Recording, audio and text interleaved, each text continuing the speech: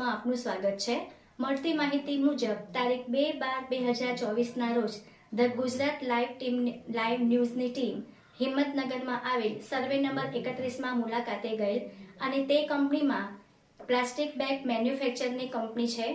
અને જ્યારે આ ધ ગુજરાત લાઈવ ન્યૂઝની ટીમે ફોટોગ્રાફી તેમજ મુલાકાત લીધી તો ત્યાંના મેનેજરનું એવું કહેવું છે કે આ ફોટોગ્રાફી કર્યા પહેલા તમે અહીંના ઓનર કોણ છે પહેલા તેનું નામ તમે જાણી લો।